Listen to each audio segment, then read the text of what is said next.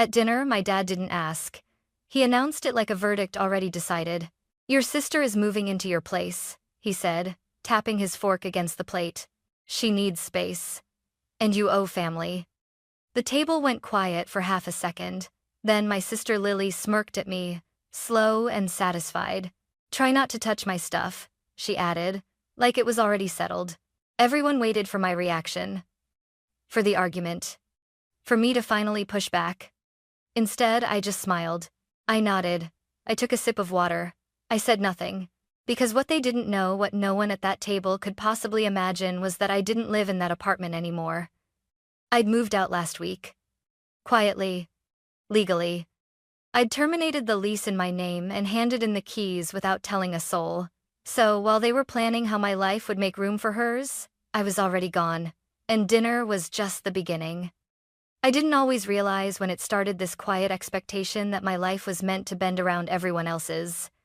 It didn't arrive with a warning or a conversation. It just settled in.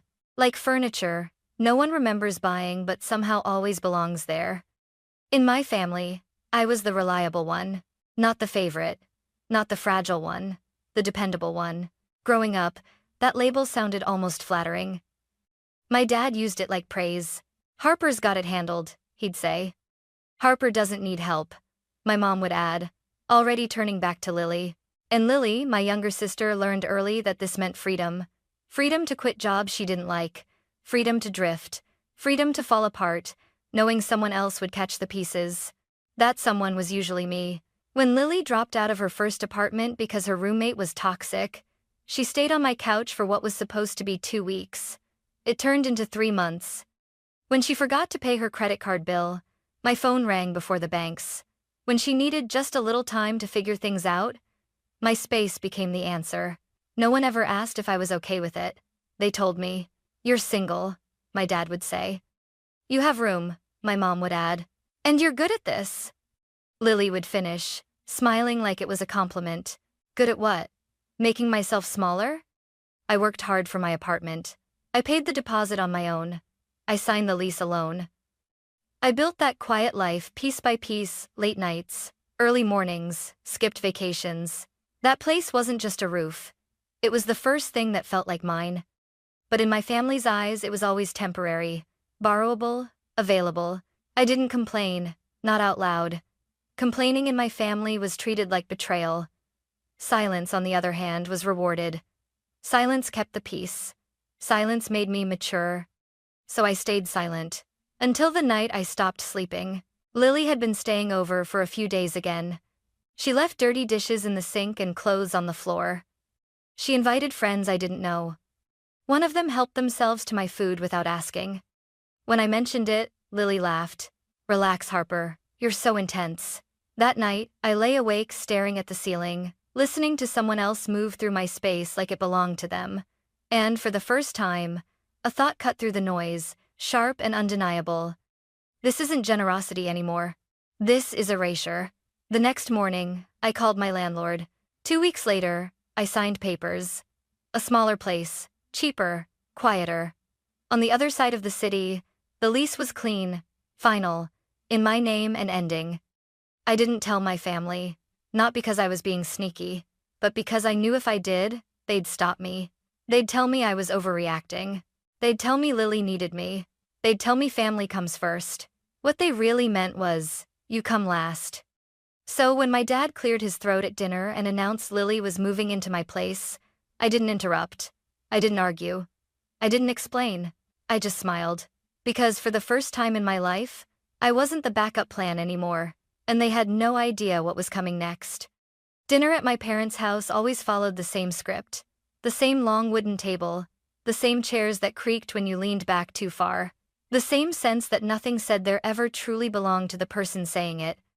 My dad sat at the head of the table, posture straight, napkin folded with military precision.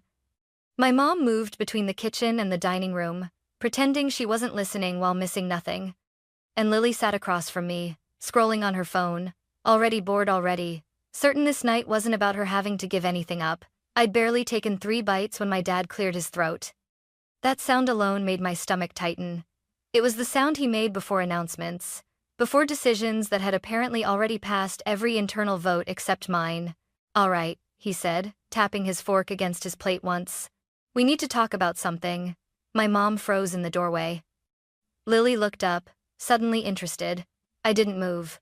My dad didn't look at me at first. He stared straight ahead, like he was delivering a speech to a room that couldn't interrupt him even if it wanted to. "Your sister is moving into your place," he said. Not asking, not suggesting, announcing. The words landed heavy and final, like something carved into stone. I blinked once. Slowly. Lily's lips curled into a smile, not surprised, not grateful, expectant. "She needs space," my dad continued. "Living here hasn't been good for her. And you," he finally turned to look at me, "you owe family."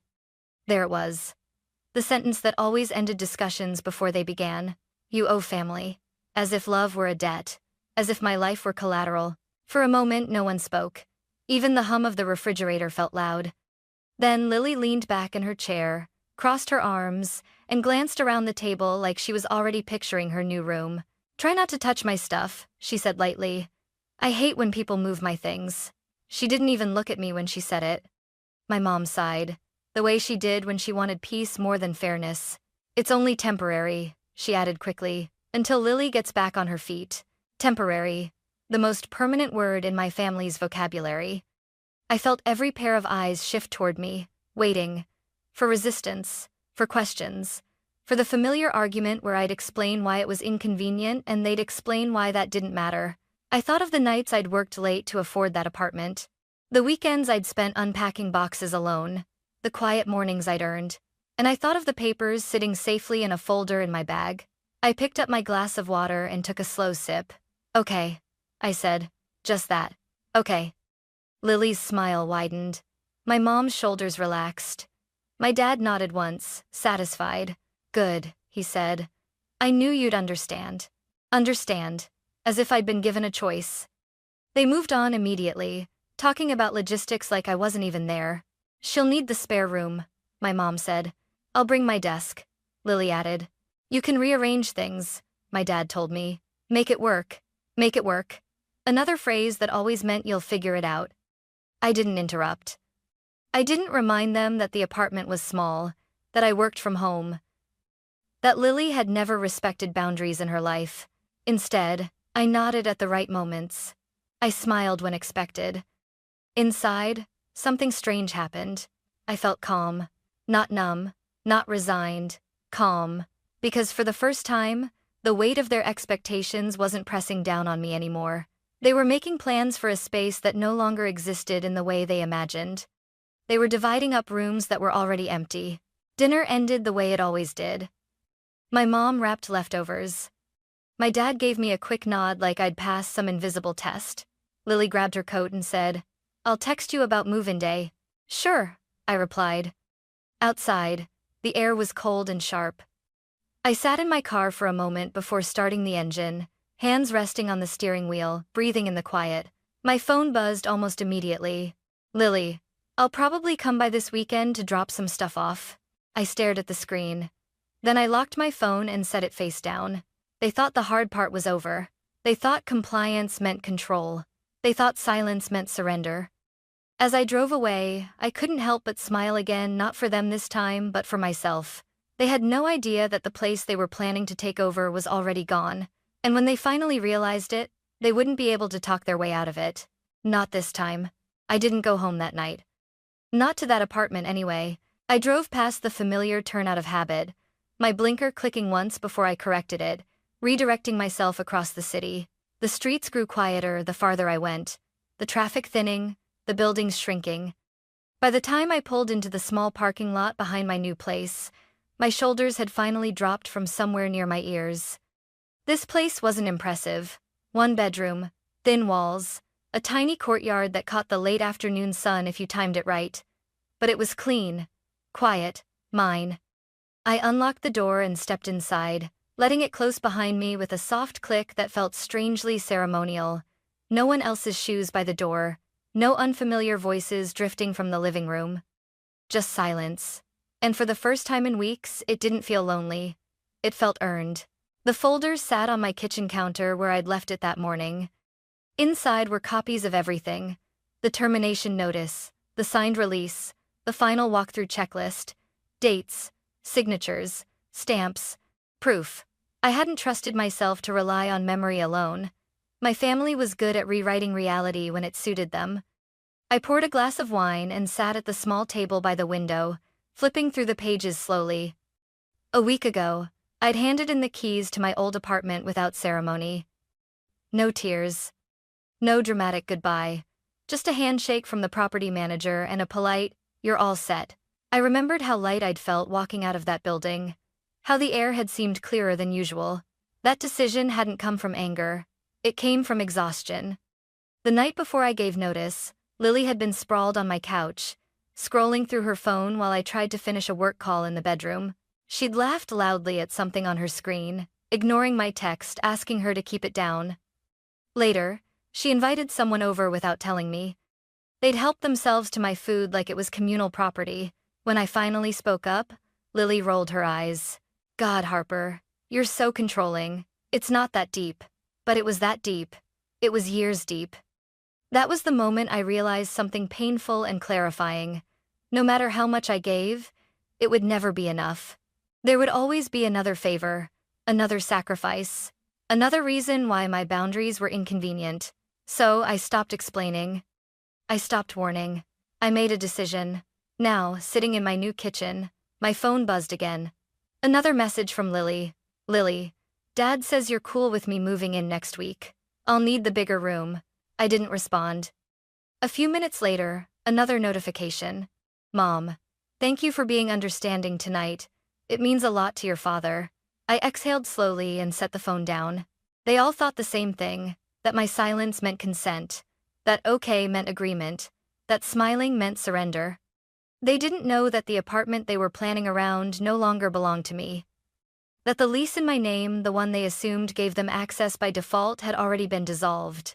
They didn't know that the keys Lily expected me to hand over were sitting in a drawer at a leasing office, tagged and archived. They didn't know that there was no spare room to claim, no couch to crash on, no space left to take, and I wasn't going to warn them. Not because I wanted revenge, but because this time, I wasn't going to clean up the fallout for them. I wasn't going to step in at the last second and soften the landing. I finished my wine, rinsed the glass, and turned off the lights. As I lay down in my new bed, the city quiet outside my window, a strange sense of peace settled over me. For once, I wasn't waiting for the next demand. I was waiting for the truth to catch up. And when it did, it wouldn't be something they could talk their way out of. The fallout started sooner than I expected. I was halfway through a quiet morning coffee cooling on the counter, laptop open, sunlight cutting a clean line across the floor when my phone began to vibrate. Not a text. A call. "Lily." I let it ring. It stopped, then rang again. And again. On the fourth attempt, a text popped up. "Lily, where are you?" "We're here." I stared at the screen, pulse steady, heart strangely calm. I already knew where here was. An hour later, my phone lit up again. This time it was my dad. I didn't answer that either. By noon, the messages shifted tone. "Dad, the door's locked." "Mom, Harper, please call us." "Lily, this isn't funny. I have boxes." I pictured it clearly. My sister standing in the hallway of my old building, arms crossed, foot tapping impatiently. My dad checking his watch like this was a scheduling error that would correct itself if he looked annoyed enough. My mom hovering nearby, trying to smooth things over with the building manager. They had shown up confident, entitled, certain. And now they were stuck outside a door that no longer belonged to me. I took a slow sip of coffee and finally replied with exactly 2 words. "Me. Ask management." The silence that followed was almost impressive. For a while, nothing came through. No calls, no texts. I imagined them insisting, explaining, repeating the same phrases they always used when something didn't go their way. "There must be a mistake. She's family. She's always handled these things." At just after 2 in the afternoon, an unfamiliar number appeared on my screen. Normally, I would have ignored it, but curiosity won. "Hello?" "Hi, is this Harper Collins?" a woman asked, professional and measured. This is Amanda Brooks from Lakeshore Property Management. I smiled, just a little. Yes, I said. How can I help you? There was a brief pause. Papers shuffling. We have two individuals here claiming they have permission to access Unit 3B. One of them says she's your sister. That sounds right, I replied calmly. Are you still the tenant of record? Amanda asked. No, I said. I terminated the lease last week. Final walkthrough was completed. I turned in the keys. Another pause, longer this time. I see that here, she said. Then I'll need to inform them they don't have legal access to the unit. Thank you, I said. I appreciate it. When the call ended, my phone immediately exploded. Missed calls, voicemails, texts stacking on top of each other. Dad, what did you do? Mom, Harper, this is serious. Lily, you let me pack everything and drive over here. What is wrong with you? I set the phone face down on the table. This was the moment I'd spent years preventing, the moment where their assumptions collided with reality. And for once, I wasn't stepping in to absorb the impact. I went back to work, answered emails, finished a report, took a break to eat lunch in silence. By late afternoon, a voicemail came through from my dad. His voice was tight, controlled, but underneath it I heard something new. Panic. They're saying you're not the tenant anymore, he said. They're saying Lily has no right to be there. Call me. Now. I didn't, because for the first time, this wasn't my problem to solve. They had made plans without me. They had decided my space was theirs to give away. They had spoken for me, over me, instead of to me. Now, they were learning what happens when you assume access to something that was never yours. And the hardest part for them was that no amount of authority, guilt, or raised voices could unlock that door. Only the law could. And the law was very clear. By evening, the tone of the messages changed again. They were no longer confused. They weren't annoyed. They were scared. I could hear it in the voicemails without even listening to the words. My dad's breathing too fast. My mom's voice pitched too high. Lily's texts shifting from angry to desperate. Lily, they're saying we could get in trouble. Mom, Harper, please, this has gone too far. Dad, you need to fix this. Now. Fix it. That word used to pull me into motion instantly. It used to send me scrambling, apologizing, explaining, smoothing things over before anyone else had to feel uncomfortable. Not tonight. I finally pressed play on the first voicemail. Harper, my dad said, his voice low and sharp, the way he used to sound when I was a teenager and had disappointed him. This situation is escalating. The property manager is being unreasonable. We need you to step in and clear this up. Unreasonable. I listened to the next one. Sweetheart, my mom said, trying a different approach. Lily is very upset. She feels blindsided. We're just asking you to talk to them. You don't want this to turn into something legal. Something legal. That was the irony of it all. It already was. I waited until the messages stopped coming in waves, until the silence on the other end felt heavy enough to carry weight. Then I called back, not my parents, but the number Amanda had used earlier. She answered on the second ring. Harper Collins, she said. I was wondering if I'd hear from you again. I just wanted to confirm something, I replied calmly. They've been informed they don't have access to the unit, correct? Yes, Amanda said. We explained the situation clearly. They were resistant. I imagined they might be. She hesitated for a moment. For what it's worth, you handled this correctly. Everything on your end is clean. Thank you, I said, and I meant it. When I hung up, I sat very still, letting that sentence settle. You handled this correctly. No one in my family had ever said that to me when I protected myself. My phone rang again almost immediately. Dad. This time, I answered. What? I said, not harsh, just neutral. What did you tell them? He demanded. I could hear Lily in the background, pacing, muttering under her breath. The truth, I replied, that I'm not the tenant anymore. You embarrassed us, he snapped. You made us look irresponsible. I let out a slow breath. No, I stopped covering for you. There was a pause, a sharp inhale. You should have told us, he said. You should have asked me, I replied. That's not the point, he said, his voice rising. Lily had nowhere to go. You knew that. I closed my eyes. She had somewhere to go, I said, just not somewhere she was entitled to. Lily's voice cut in. loud and shaking.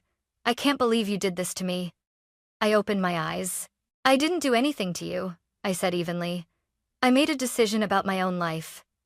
You made assumptions about it. You're punishing us, my mom said softly.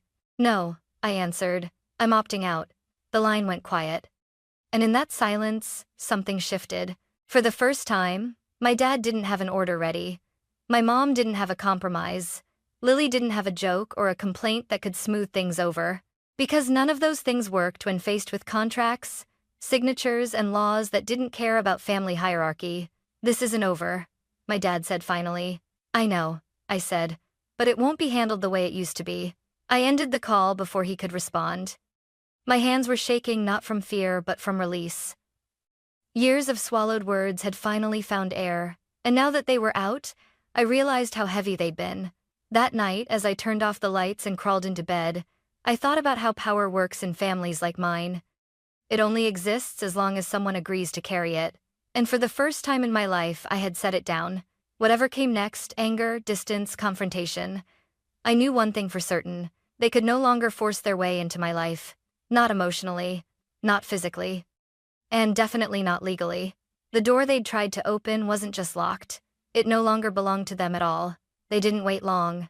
2 days after move-in day collapsed into chaos, my mom sent a text that felt less like an invitation and more like a summons. Mom.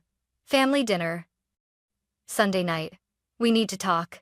I stared at the message for a full minute before replying. Me. I'll come. Not because I felt guilty. Not because I planned to apologize. But because I was done letting things be said about me instead of to me. Sunday evening looked exactly the same as every other family dinner I could remember. Same house, same long dining table, same framed photos on the wall holidays, graduations, moments where everything looked fine if you didn't listen closely. Lily was already there when I arrived, sitting rigidly in her chair, arms crossed, jaw tight. She didn't look at me. My dad stood near the window, hands clasped behind his back like he was preparing for a meeting, not a conversation. My mom hovered by the stove, stirring something that didn't need stirring. No one spoke until we sat down. My dad broke the silence first. Why didn't you tell us you moved? He asked, voice controlled but sharp at the edges. I met his gaze. Because I didn't need permission. You knew your sister was supposed to move in, he said. No, I corrected calmly. You decided she was supposed to move in. Lily scoffed. Wow, so now this is our fault. I turned to her. You packed your things before asking me a single question. You said okay, she shot back. I said okay to the announcement, I replied. Not to giving up my home. My mom finally sat down, folding her hands tightly in her lap. Harper, you have to understand how this looks. Lily was counting on you. That's the problem, I said quietly. She always is. Lily's head snapped up. What is that supposed to mean? It means, I continued, keeping my voice steady, that every time something doesn't work out for you, the solution becomes me. My space, my money, my time. That's what family does, my dad said. No, I said, feeling my chest tighten but refusing to raise my voice. That's what families do when they don't respect boundaries. My dad's jaw clenched. You used to be reliable. The word hit harder than I expected. Reliable. I took a breath. You're right, I said. I was. He looked momentarily satisfied until I finished. I was reliable like a safety net, like a spare key you keep under the mat. Useful, predictable, and only noticed when it's gone. Lily laughed bitterly. You think you're better than us now? No, I replied. I think I'm finally equal. Silence fell over the table. You left your sister stranded, my mom said softly. I turned to her. No, I stopped rescuing her. Lily slammed her hand against the table. You could have warned me. I did, I said, meeting her eyes. Every time I asked you to clean up after yourself. Every time I asked you to give me notice. Every time I asked you to treat my home like it wasn't yours by default. That's not fair, she muttered. Neither was deciding where I lived without asking, I replied. My dad stood up abruptly, chair scraping against the floor. Enough. This has gone too far. I stood too, my hands steady at my sides. No, I said. This is the first time it's gone far enough. They stared at me like they didn't recognize me. And maybe they didn't. The version of me they knew stayed quiet, absorbed pressure, smoothed things over. That version wasn't sitting at the table anymore. I didn't come here to argue, I said. I came to set a boundary. Lily rolled her eyes. So what? You're cutting us off now? I'm saying this, I replied. My home is not available. My resources are not assumed, and if anyone needs help, it starts with a conversation, not an announcement. My dad's voice dropped. And if we don't like it? I met his gaze without flinching. Then you'll have to get used to it. No one spoke. I picked up my coat. I love you, I said, not as a surrender but as a fact. But I won't live like this anymore. As I walked toward the door, my mom called my name, her voice small. Please don't let this tear the family apart. I paused, hand on the handle. I didn't tear it apart, I said quietly. I just stopped holding it together by myself. Then I stepped outside, the door closing softly behind me. And for the first time, I didn't feel like I was walking away from something. I felt like I was walking toward myself. The silence that followed that dinner wasn't dramatic. There were no screaming voicemails, no surprise visits, no long, emotional texts begging me to reconsider. Just quiet. At first, it felt unnatural. Like the moment after a fire alarm stops ringing and your ears keep waiting for the noise to come back. I checked my phone more often than I needed to, half expecting my dad's name to light up the screen or Lily to send something sharp and impulsive. Nothing. 3 days passed before the family group chat stirred. The same one usually reserved for birthday reminders and my mom's carefully worded updates. This time, Lily broke the silence. Lily. So I guess I'm just on my own now. No greeting, no context, just accusation. I read it once. Then again.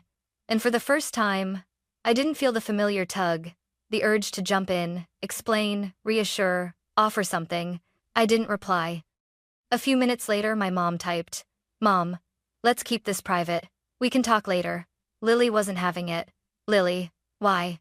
Everyone should know Harper abandoned me when I needed her. That word abandoned used to terrify me.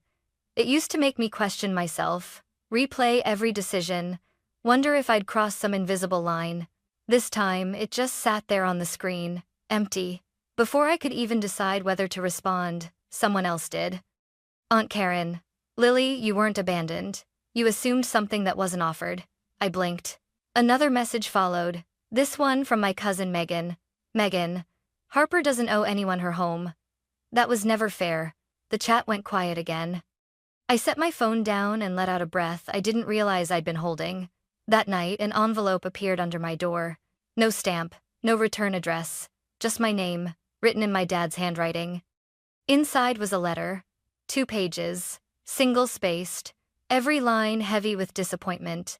He wrote about family values, about loyalty, about how I'd embarrassed them, how Lily was going through a difficult time, and I had made it worse by refusing to help.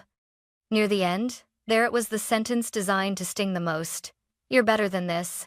I stared at those words for a long time. Then I flipped the page over, picked up a pen, and wrote 3 words beneath his careful signature. I finally am.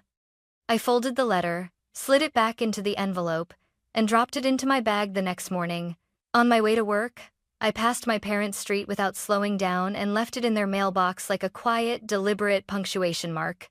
A week later, I got a call from Amanda at the property management office. She sounded tired but amused. Just so you know, she said, your sister tried to convince us she had verbal permission to stay until things got sorted out. She even showed old photos of herself inside the unit. I almost laughed. That didn't work, she added. The apartment's already been leased to someone else, and she's been informed she's not welcome on the premises.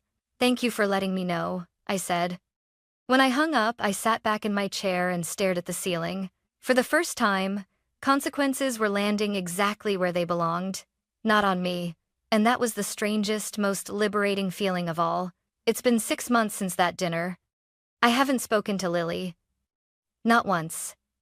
From what I hear through the careful, edited updates, my mom offers she's staying with a friend now. That arrangement, unsurprisingly, is already strained. Jobs have come and gone. Plans keep almost working out. Some patterns don't break just because one person stops cushioning the fall. My dad sent me one email about 2 weeks after everything blew up. No subject line, no lecture, just a single sentence. If you ever want to talk, I'm here. I didn't reply. Not out of spite, not to punish him, but because, for the first time, I understood that silence can also be a boundary. My mom calls occasionally. Short conversations, neutral updates. She asks how I'm doing now, really asks, and when I tell her I'm okay, she doesn't argue. She doesn't ask for favors. She doesn't mention Lily. I think she's starting to see the difference between support and sacrifice, even if she's not ready to name it yet. As for me, I'm still in the small apartment across the city. I painted the walls a warm, quiet color. I bought a second-hand couch that fits perfectly against the window. I cook dinner most nights and eat it at the table instead of standing in the kitchen, rushing through my own life. I sleep through the night. That might sound small, but it isn't. Peace, I've learned, doesn't announce itself. It doesn't come with applause or dramatic reconciliation. It shows up quietly in mornings without dread, in rooms where your things stay where you left them, in the absence of that constant feeling that you're about to be asked for something you can't afford to give. For a long time, I thought being a good daughter meant saying yes, being understanding, being flexible, being available. Now I know better. Being good to myself didn't make me cruel. It made me honest. Family isn't supposed to cost you your autonomy. Love isn't proven by how much you're willing to lose. And boundaries aren't walls, they're doors you choose when and how to open. That night at dinner, my dad thought he was assigning me a role I'd always played. What he didn't realize was that I'd already stepped out of it. I didn't just move out of an apartment. I moved out of a life where my needs came last, and I'm not going back.